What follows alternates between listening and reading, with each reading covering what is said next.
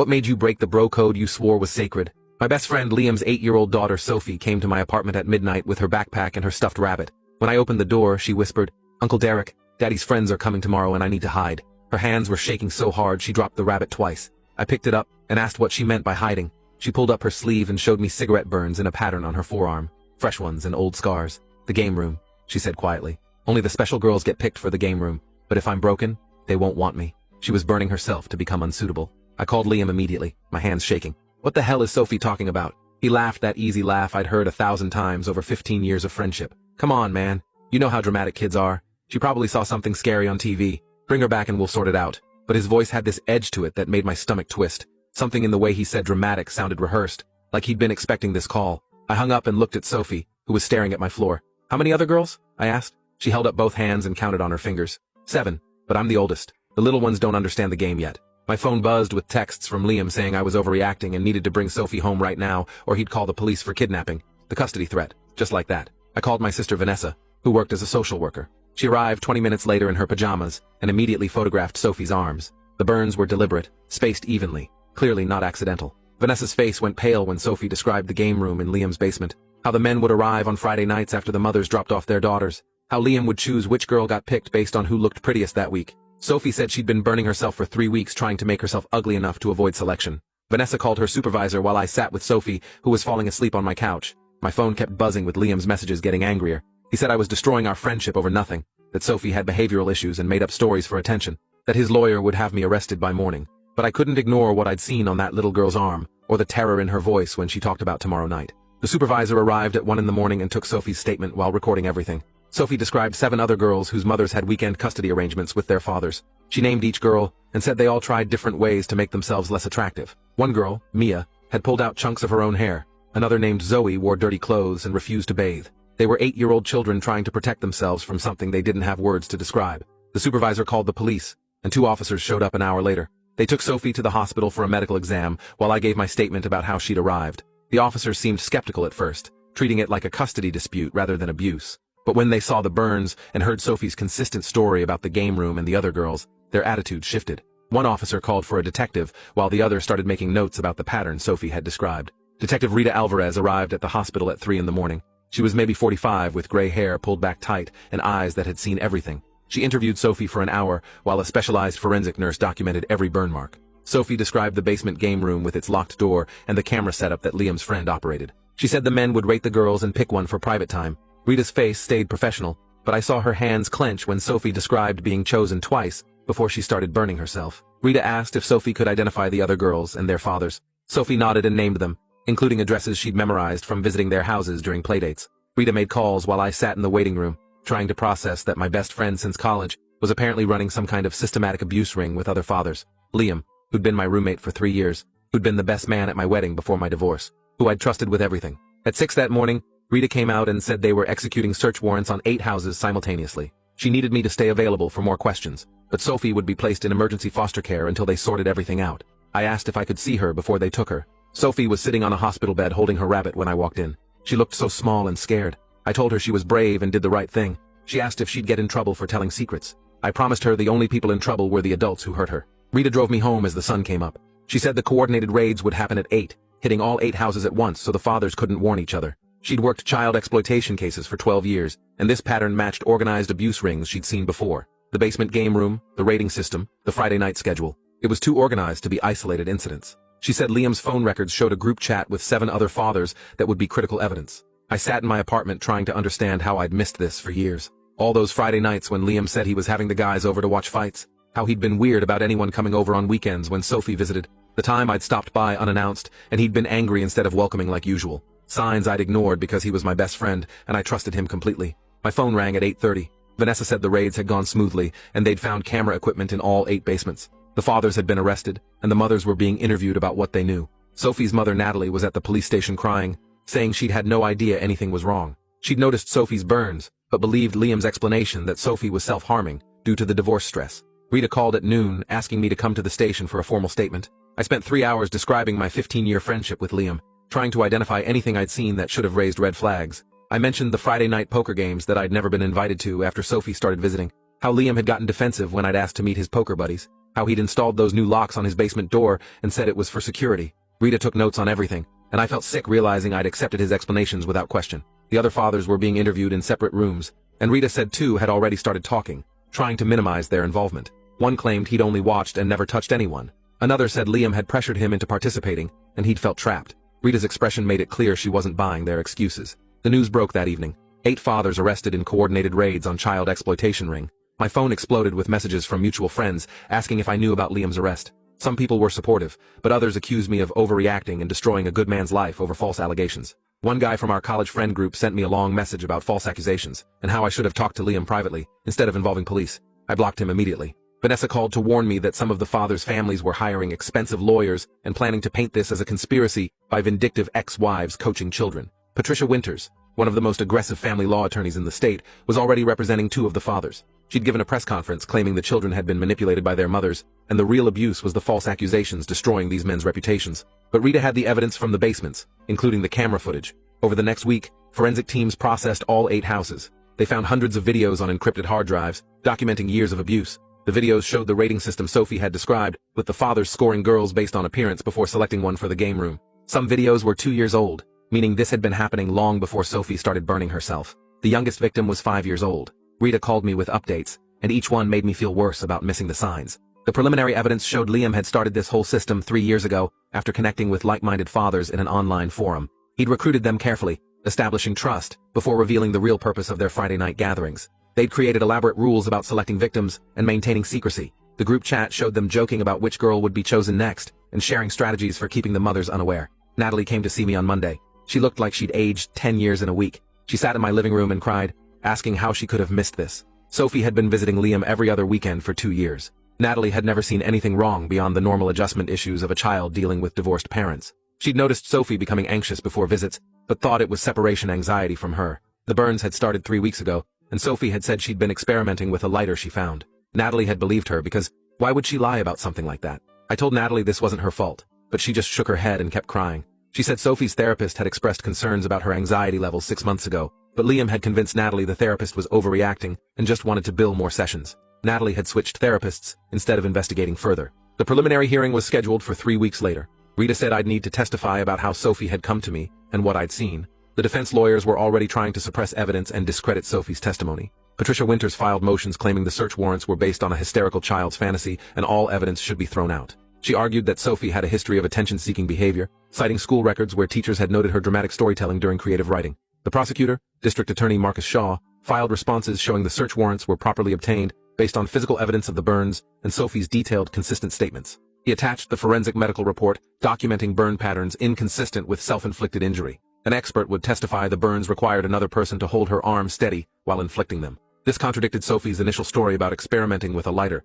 which she'd only said because Liam had coached her to lie. I spent those 3 weeks trying to process that my best friend was a monster. We'd known each other since freshman year of college. We'd lived together, traveled together, been in each other's weddings. He'd helped me move after my divorce. I'd loaned him money when his business was struggling. How do you reconcile 15 years of friendship with the reality that he was systematically abusing children, including his own daughter? Some of our mutual friends stopped talking to me. They believed Liam's lawyer's narrative that vindictive ex-wives had coached children to make false accusations. One guy told me I'd betrayed the bro code by calling police instead of talking to Liam privately first. He said real friends handle things internally and don't get authorities involved. I told him the bro code doesn't cover child abuse and blocked his number, but it hurt losing friends who'd rather protect an abuser than believe victims. The preliminary hearing was brutal. I sat in the gallery watching 8 defense attorneys attack Sophie's credibility. Patricia Winters was the worst, suggesting Sophie had behavioral problems and was angry about her parents' divorce. She pointed out that Sophie's school records showed her getting in trouble for lying last year when she'd claimed her homework was eaten by her dog. Patricia argued that Sophie was an established liar seeking attention by making dramatic accusations.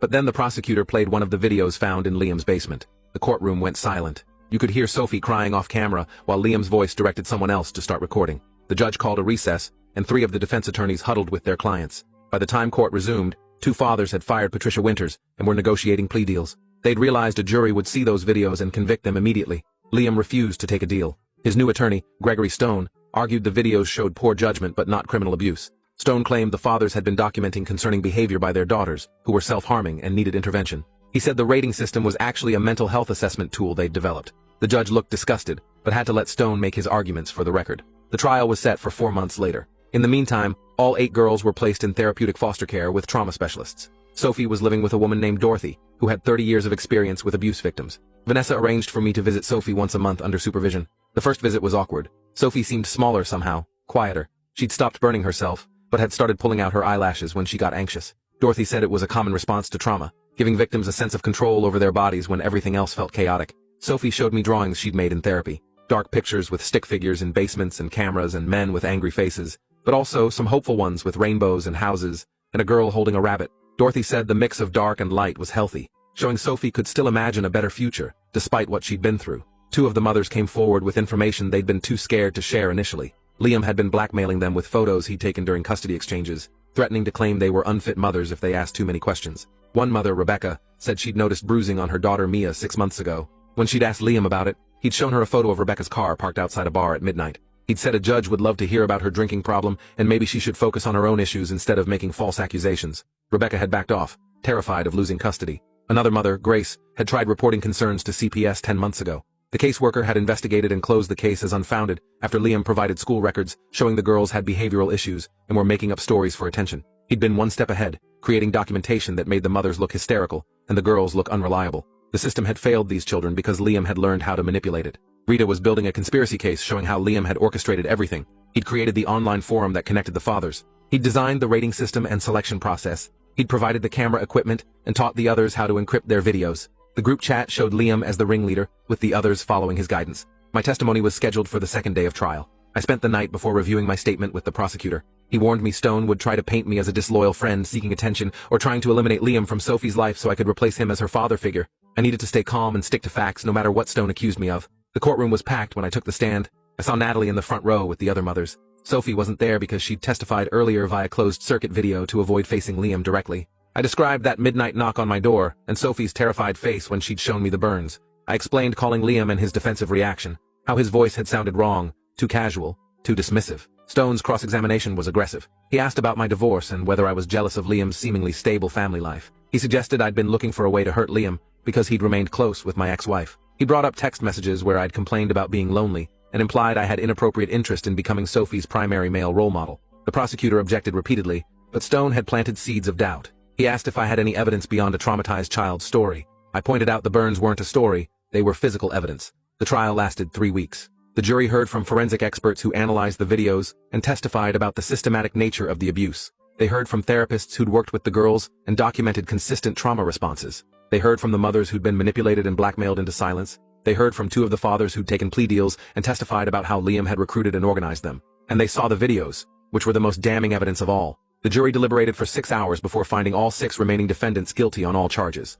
Liam was convicted of conspiracy, child abuse, child exploitation, and unlawful imprisonment. The judge scheduled sentencing for 6 weeks later, and Liam was remanded into custody immediately. As they led him out in handcuffs, he looked right at me with pure hatred, like I was the villain in this story, instead of the children he'd hurt. Sentencing day brought all the mothers and their daughters to court. Sophie was there with Dorothy, looking nervous. The judge heard victim impact statements from 5 of the mothers, describing how the abuse had destroyed their daughters' childhoods and shattered their trust. Rebecca talked about Mia's nightmares and refusal to be alone with any adult men. Grace described how her daughter Zoe had stopped eating and was hospitalized for malnutrition. When it was time for the judge to speak, she spent 15 minutes detailing the systematic nature of Liam's crimes. She noted that he'd created and led the conspiracy, recruited other fathers, and shown no remorse throughout the trial. His attempts to blame the victims and their mothers demonstrated a fundamental lack of empathy or accountability. She sentenced Liam to 35 years in state prison, with no possibility of parole for 20 years. The other fathers received sentences ranging from 12 to 25 years. Walking out of the courthouse, I felt this weird mix of relief and grief. Relief that Sophie and the other girls would be safe. Grief for the friendship I'd thought I had but realized was built on lies. Vanessa met me outside and gave me a hug. She said she was proud of me for choosing Sophie over a friendship that wasn't worth keeping. Sophie's progress over the next year was remarkable. She continued living with Dorothy while attending trauma therapy twice a week. The self-harm behaviors gradually decreased as she learned healthier coping strategies. Her eyelashes grew back, and she stopped checking constantly to see if she looked pretty enough to be in danger. I kept visiting Sophie once a month under Dorothy's supervision. We'd play board games or bake cookies or sometimes just talk about nothing important. She started calling me Uncle Derek again, instead of the formal Derek she'd used for months after everything happened. Natalie worked hard to rebuild her relationship with Sophie, attending family therapy sessions to address the guilt she carried about missing the warning signs. The therapist helped them both understand that Liam had been sophisticated in his manipulation of everyone around him. Sophie eventually moved back with Natalie after a year in foster care, with continued therapy and regular check-ins from CPS. The transition was gradual, starting with day visits, then overnight visits, then weekends. until Sophie felt safe enough for full-time placement. Dorothy remained a supportive presence in their lives. The other families went through similar healing processes, with varying degrees of success. Some mothers and daughters rebuilt their relationships. Others struggled with resentment and blame that therapy couldn't fully resolve. Two of the mothers formed a support group that met monthly, sharing resources and coping strategies. Rebecca started a nonprofit focused on educating parents about recognizing and reporting suspected child abuse. She gave presentations at schools and community centers, teaching people to trust their instincts when something feels wrong. Grace volunteered with the nonprofit, sharing her story about how she'd reported concerns to CPS and been dismissed. They worked with legislators to strengthen reporting and investigation protocols. I became involved with the nonprofit too, speaking about the friend perspective and how loyalty can blind us to abuse happening right in front of us. It was uncomfortable sharing how I'd missed so many signs and dismissed my own instincts when things felt off about Liam's behavior. But people needed to hear that predators don't look like monsters. They look like your best friend, your brother, your coach, your neighbor. They're charming and helpful and seem trustworthy because that's how they gain access to victims. The hardest part was explaining the bro code and how it had almost stopped me from helping Sophie. That toxic idea that men protect each other no matter what, that you don't question your friends or involve outside authorities in their business. I'd been raised on those unspoken rules about loyalty and not being a snitch. But that code has nothing to do with honor or friendship. Real loyalty means holding friends accountable and protecting people who can't protect themselves. During one speaking engagement, a teenage boy asked me if I regretted losing my best friend. I told him the truth. I regretted that Liam had been living a lie our entire friendship. But I didn't regret calling the police that night, or testifying at trial, or any decision that prioritized Sophie's safety over my comfort. 3 years after Liam's conviction, Sophie was 11 and thriving. She played soccer and took art classes and had normal kid friendships. She still saw her therapist monthly for maintenance, but the crisis had passed. She'd written a letter during one session that said, "Thank you for believing a scared 8-year-old girl at midnight and choosing her safety over friendship." She said that decision had saved her life and given her the chance to become who she was today. Reading that letter still makes me emotional, because I came so close to making the wrong choice that night. When Sophie had first knocked, half asleep and confused, I'd almost believed Liam's explanation that she was being dramatic. The only thing that stopped me was actually seeing those burns and the terror in her eyes. I got to visit Sophie at Natalie's house now without supervision. We'd have dinner together, and Sophie would tell me about school and her friends and the art project she was working on. Normal stuff. Safe stuff. Natalie and I had become genuine friends through this nightmare, bonded by our determination to help Sophie heal. Sometimes I'd see Natalie looking at Sophie with this mixture of love and lingering guilt, even though her therapist had helped her work through the self-blame. We'd all carry scars from this, though in ways infinitely smaller than what Sophie and the other girls had endured. 5 years after that midnight knock, Sophie asked me why I'd helped her when her daddy was my best friend. We were sitting in Natalie's backyard when she brought it up. She said kids at school had friends who did bad things, and they protected each other. Why hadn't I protected her dad? I thought carefully about how to answer. I told her that real friendship means helping people be better, not helping them hurt others. That being loyal doesn't mean covering up crimes or staying silent when someone is in danger. That she was a child who needed help, and no friendship is more important than a child's safety. She nodded slowly and asked if I was sad about losing my friend. I admitted that I was sad about losing who I thought Liam was, but the person I'd been friends with was partially an illusion. So maybe I hadn't lost a friend so much as discovered I'd never fully known him. That conversation stayed with me because it highlighted the complexity of these situations. I wasn't heroic for helping Sophie. I just did what any decent person should do when a child asks for help. And I wasn't completely innocent either because I'd missed signs and chosen to believe Liam's lies when questioning would have been uncomfortable. We're all capable of looking away when the truth is inconvenient. The nonprofit work continued growing. Rebecca expanded the organization to offer prevention programs in schools and support groups for families affected by child abuse. Grace developed a training program for CPS workers on recognizing manipulation tactics that abusers use to discredit reports. I contributed by speaking at men's groups and sports teams about toxic masculinity and the bro code, challenging the idea that loyalty means protecting friends who harm others. Several men reached out afterward to thank me for giving them language and permission to act on their concerns instead of looking away. One guy reported his brother-in-law for suspected abuse after attending my presentation. Another confronted his friend group about their jokes that normalized violence. These small acts of courage accumulated into cultural change. On Sophie's 14th birthday, Natalie threw a party with Sophie's friends from school. I brought a professional art set since Sophie was getting serious about drawing. She opened it, and her face lit up with genuine happiness. Later, while the other kids were eating cake, Sophie came over and hugged me. She said I was one of her favorite people, and she was glad I'd been brave enough to help her even though it was hard. That hug made every difficult moment worth it. All the lost friendships, the hostile messages, the painful testimony, the complicated grief about Liam.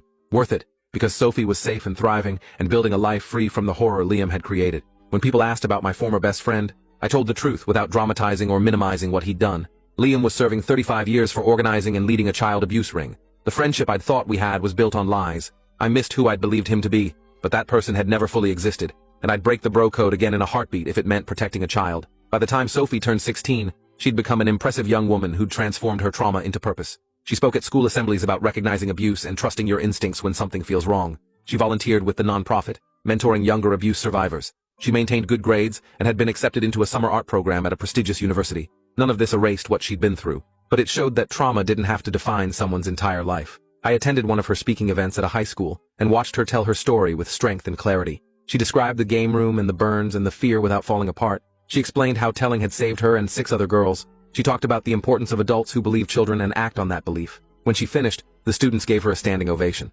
Afterward, a girl approached Sophie and asked to talk privately. Dorothy and I waited while they spoke. When Sophie came back, she said the girl had described something happening at home that sounded like abuse. Sophie had given her the Advocacy Center's phone number. Sophie prepared for college with plans to major in psychology with a focus on trauma recovery. She wanted to help other survivors heal and work on prevention programs. Natalie was proud and terrified, worried about sending her daughter into the world after everything they'd been through. But Sophie was ready, healthy enough to function independently while maintaining her therapy and support systems. The night before Sophie left for college, she came to my apartment for dinner. We talked about her classes and her roommate and campus safety. Then she said something that surprised me. She said she'd forgiven her dad, not because he deserved it, but because carrying anger was exhausting. Forgiveness didn't mean what he did was okay, or that she'd ever have a relationship with him. It meant she was releasing the hold his actions had on her emotional well-being. I told her that was incredibly mature and brave. She'd found a way to acknowledge what happened while not letting it consume her entire identity. She was Sophie, the artist and advocate and psychology student, who'd also survived abuse and come out stronger.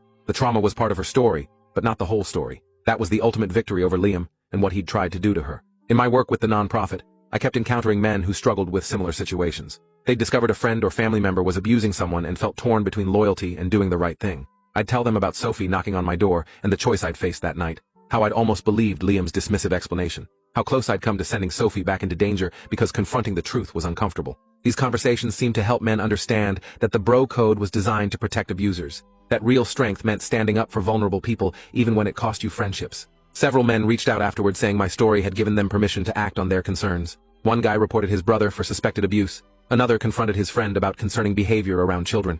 These small acts of courage accumulated into cultural change, slowly eroding the idea that men should protect each other regardless of their actions. Looking back across those years, I saw how that single moment had transformed everything. How saying yes to a scared child had led to 8 convictions, systematic changes in investigation protocols, a national nonprofit, and hundreds of children being saved from ongoing abuse. None of it had felt heroic at the time. I'd just been a guy who couldn't ignore burns on a child's arm and terror in her voice. But that's usually how real courage works. Not grand dramatic gestures, but small choices to care more about someone's safety than your own comfort. Sophie eventually asked if I'd walk her down the aisle at her wedding, since her biological father was obviously not an option. I said yes immediately, honored that she'd want me in that role. The wedding was beautiful. Natalie cried through the entire ceremony. Dorothy sat in the front row, beaming. Sophie's colleagues from the nonprofit attended, along with some of the other survivors from that original group of girls. They'd all built lives despite their trauma. During her vows, Sophie talked about how love meant choosing someone's well-being over your own comfort. She looked at me when she said it, and I understood she was also talking about that midnight knock years ago.